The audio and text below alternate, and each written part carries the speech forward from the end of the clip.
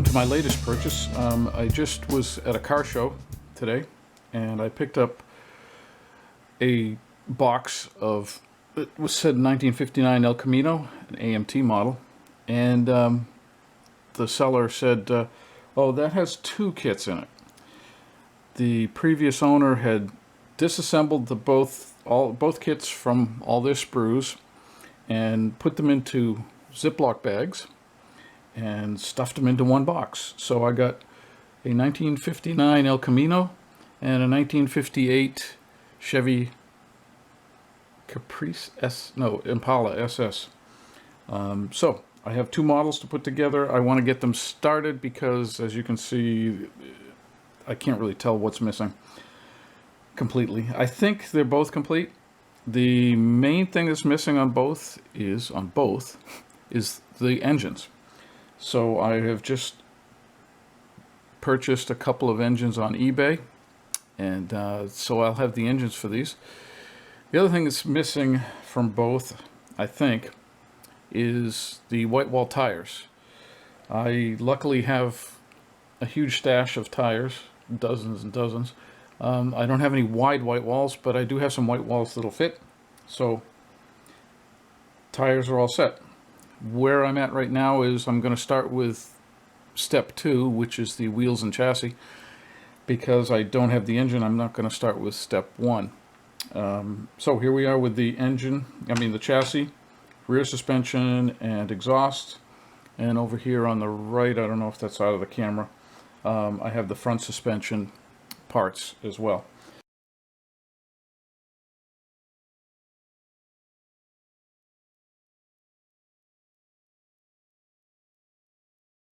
So I'm going to get started with this and see where it takes us. I haven't looked for flash on this, and we got some flash.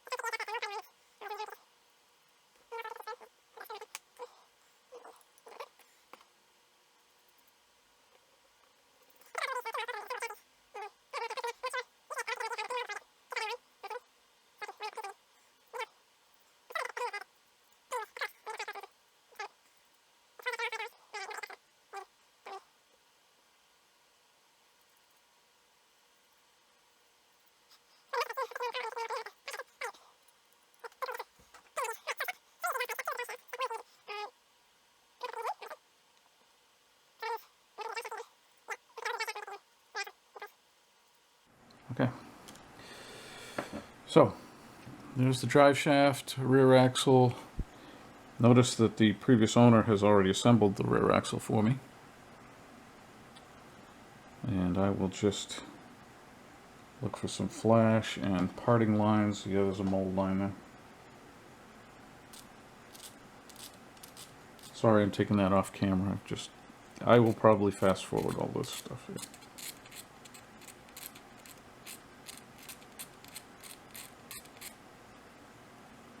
There's a glue line right through there. Just trying to take it down.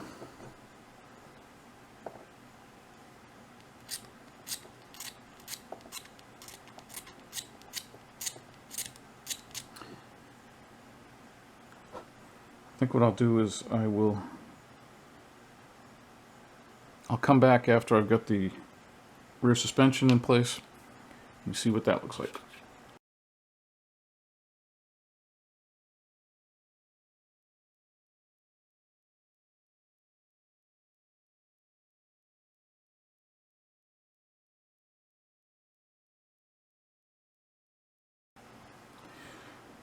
Right, the chassis is all assembled.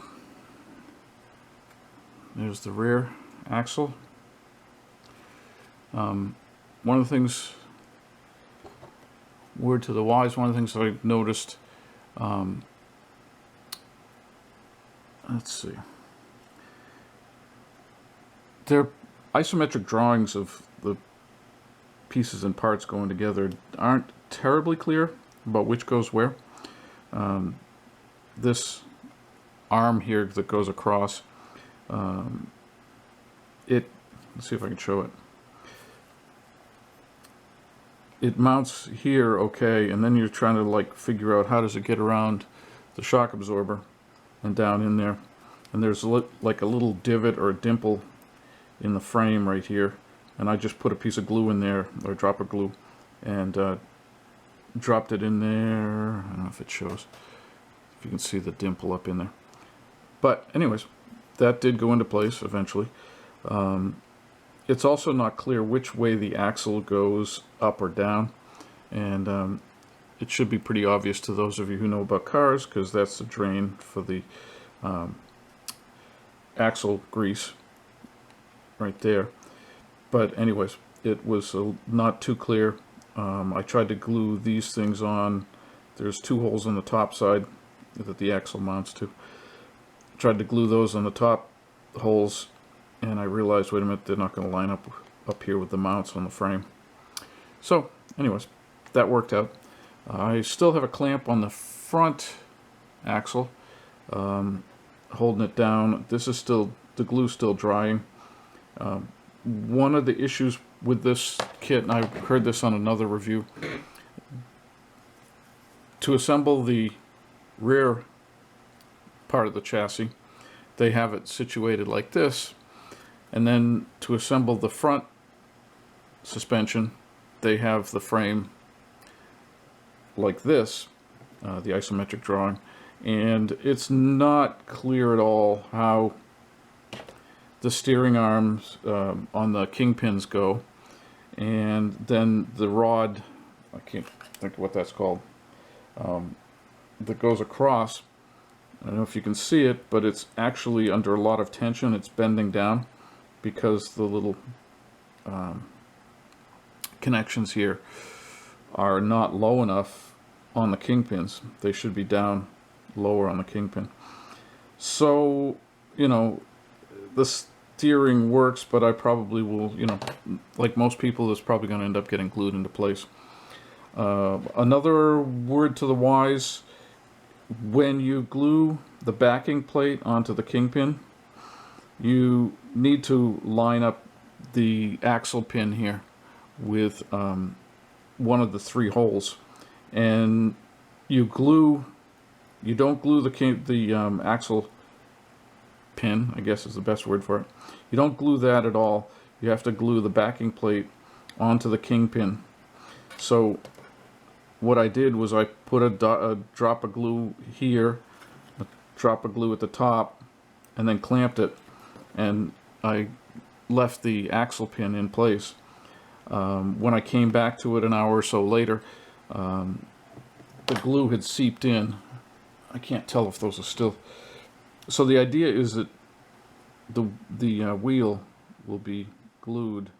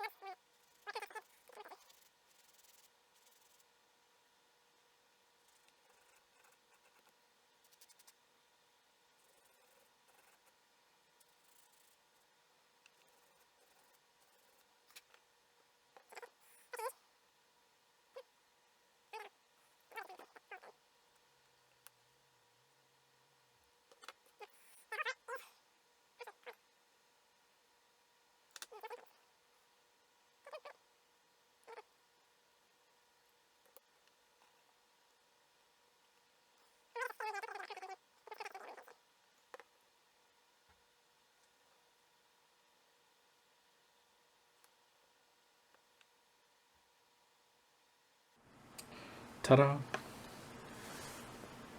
Okay, it says the carbs go next. Why don't I put the valve covers on?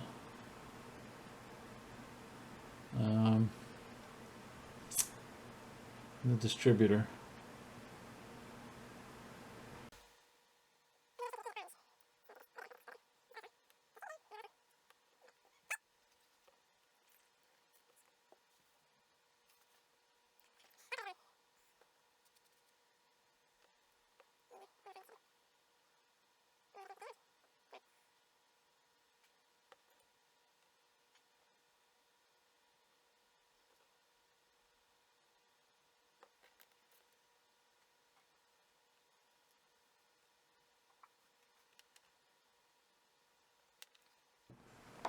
Okay, there we are, ready for paint.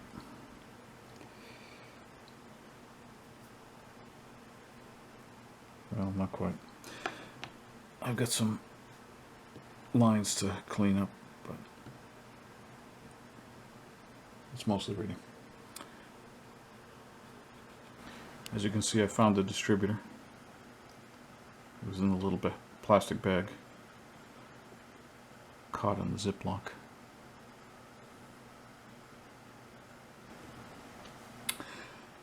Here's the engine, all painted orange. That came out a lot more orangey than I intended. I have not had a lot of luck with acrylics, so I thought I would try using Tester's acrylic paints today, and my streak continued. I gave up on it and ended up painting it with Tester's, I think it's tangerine orange or something like that. So very orange. I'm gonna have to tone that down a little bit. Maybe I'll put some flat finish or weather it up a little bit. Now I just need to add, I should paint the distributor black, and I'm gonna take off the headers and paint them steel. And the starter's got to be painted black. I'll do that all by hand. Distributor black, starter black. What else was I thinking? Oh, the oil filter. I'll paint that black, I guess. I don't know about the transmission. Most people paint them silver. I don't know. I think I'll leave it orange.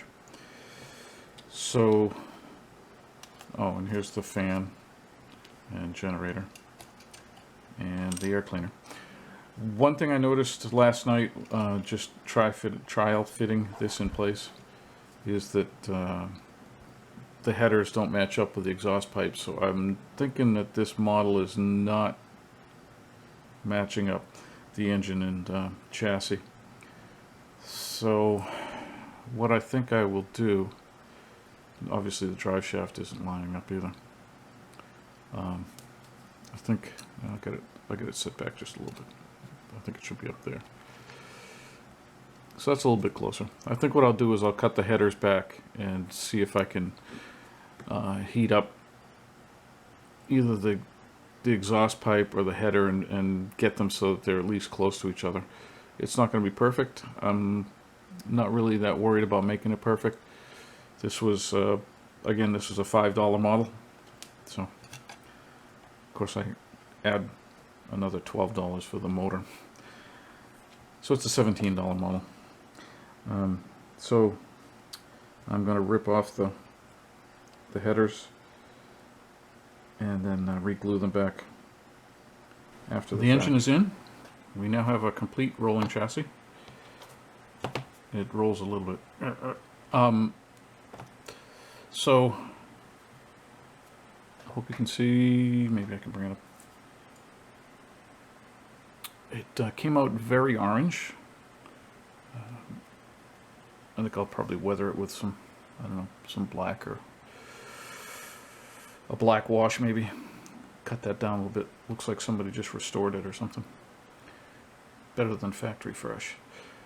I had to shorten the drive shaft a little bit, maybe a 1/16, 1/8 of an inch. I I don't know, the exhaust doesn't look too bad. What do you think? You can see, I can see the joint anyways, it's not too hard to see. There's a couple of little nicks right there, and over here too. I had to put a soldering iron onto the exhaust pipe to bend it a little bit and get it to mate up with the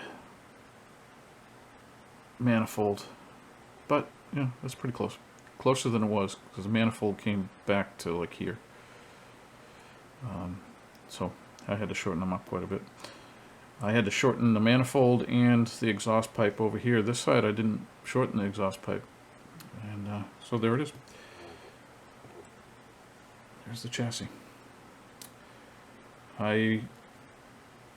Next step is the interior. I'm thinking red for the exterior. So I think I will do either a white or a red and white interior. I think I'd like to do white with some kind of a red trim. I've got some work to do on the body. I've went around and took off this is pretty good for mold parting lines.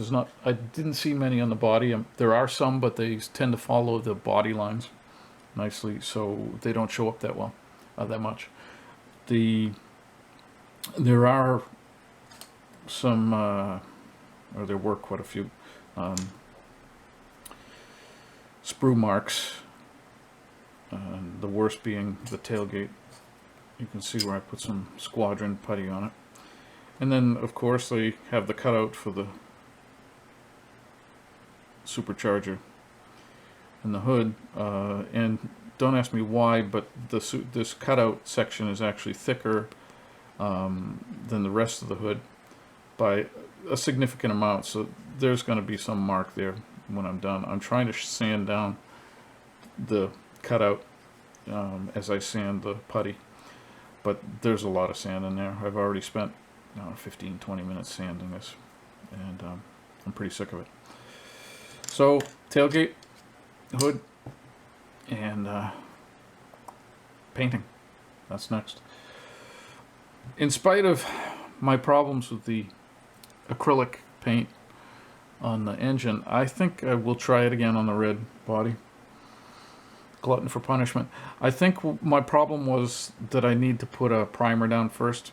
I didn't on the engine, so I will use a primer. Don't know what I'm going to use. With red it'd be good to use gray, and I don't have an acrylic primer in gray. I do have black acrylic.